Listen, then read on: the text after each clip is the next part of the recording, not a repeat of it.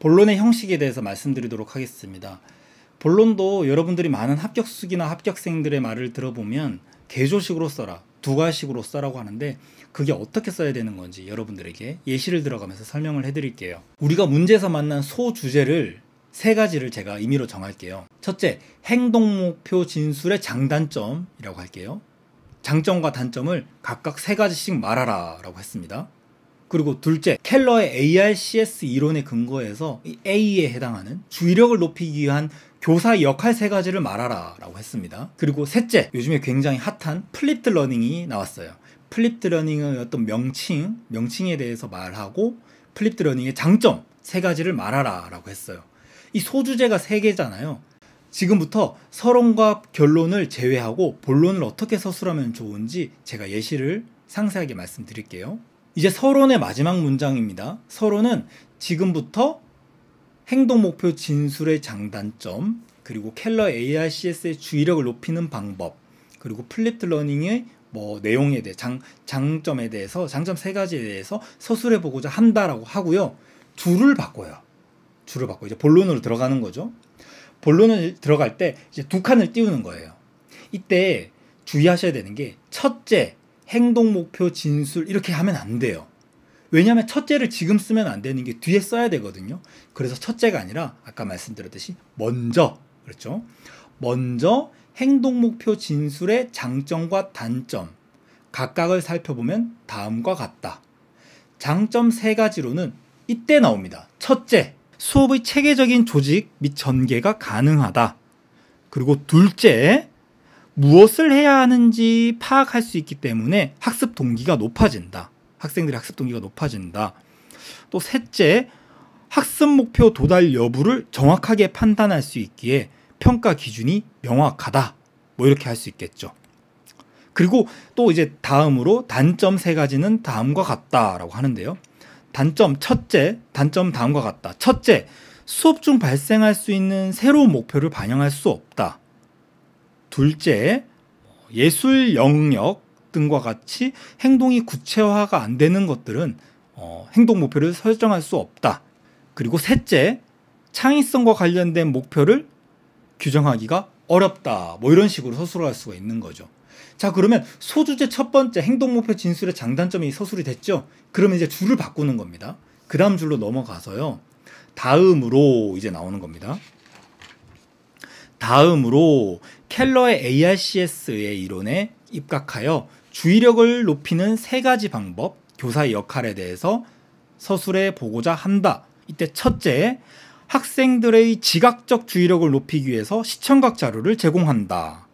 그리고 둘째, 학생들의 호기심을 자극할 수 있고 과제를 직접 선택하도록 하여 탐구적인 주의력을 높이도록 한다.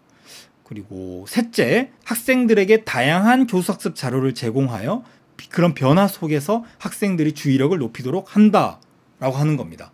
그럼 두 번째 소주제도 이제 끝이 났죠. 줄을 바꿔야 됩니다. 줄을 바꾸고 이제 마지막 소주제잖아요. 이제는 먼저, 다음으로, 그리고 이제 다음이 아니라 이제 마지막으로 라고 하겠습니다. 저 같으면 문제에서 박교사가 말하는 교수학습 형태의 이름을 쓰고 장점 세 가지를 쓰시오 이렇게 많이 나오잖아요. 그래서 명칭을 저 같으면 박교사가 말한 교수학습 형태는 플립드 러닝, 작은 따옴표로 묶든지 표시를 하여 플립드 러닝이다 라고 명칭을 분명히 채점자야 보아라 라고 이렇게 표시를 하는 겁니다.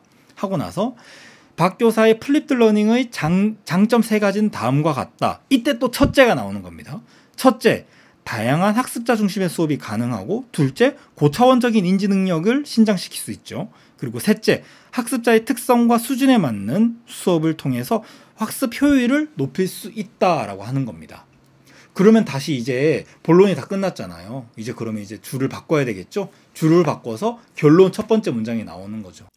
본론은 이렇게 쓰면 되고요.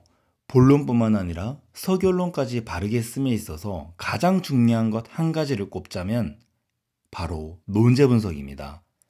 문제에서 논하고 있는 핵심 내용, 그리고 그에 따른 소주제들까지 정확하게 파악하셔야 올바른 서결론뿐만 아니라 본론까지 서술할 수가 있습니다.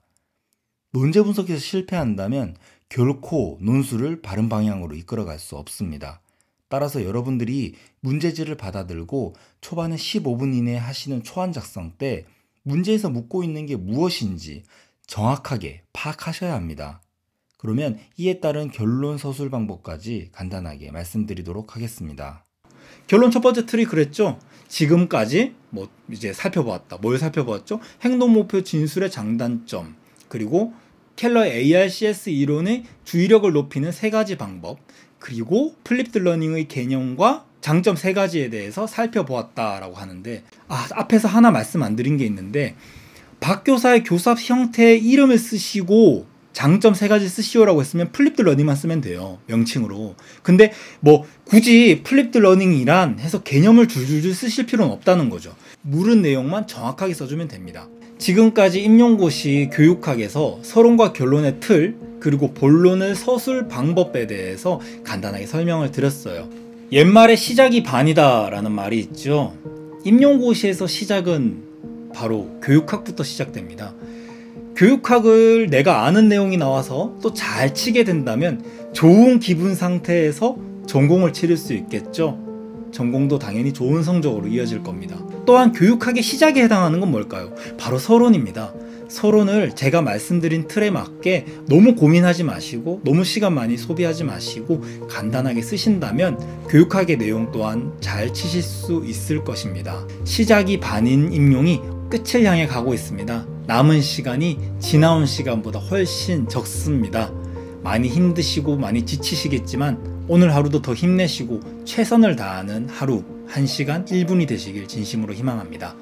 지금까지 특수교육 읽어주는 남자였습니다. 감사합니다.